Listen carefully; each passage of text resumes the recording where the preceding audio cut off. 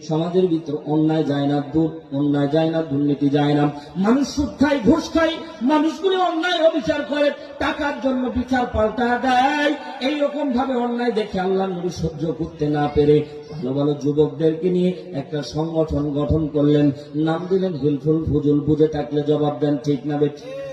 আর রাহিকুল মাকতুম খুলে দেখেন, সিরাত ইবনে হিশাম খুলে দেখেন, মুস্তাফা আনোয়ার খুলে দেখেন, রাসূলের যতগুলি জিন্দেগি খুলে দেখবেন।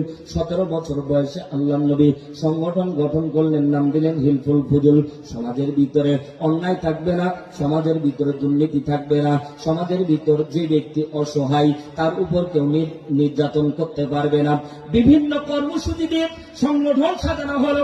আল্লাহ নবী সাল্লাল্লাহু আলাইহি সাল্লাম মক্কার মধ্যে যুবকদেরকে সাথে করে নিয়ে মানুষের দ্বারে দ্বারে চলে যায়, কিন্তু মানুষের কোনো পরিবর্তন নাই, মানুষের কোনো পরিবর্তন নাই, মানুষ যেই রকম সেই রকমই থাকে। এক পর্যায়ে আল্লাহর নবী জিন্দেগি লাইফ করতেই থাকলেন 40 বছর পর্যন্ত চলে গেল। সিরাত ইবনে হিশামের মধ্যে বর্ণিত হয়েছে 17 থেকে 40 বছর, মোটামুটি 23 বছর, ঠিক না বেঠিক বলেন? আর মুসলমান জিজ্ঞাসা করতে চাই, কোরআন নাযিল হয়েছে কয় বছর? আর জোরে বলেন, সকলে জবাব দিলে বলেন কয় বছর? জানেন না? জোরে বলেন 23 বছর। জোরে বলেন কত বছর? আগে 17 থেকে 40, 23, 40 থেকে 63,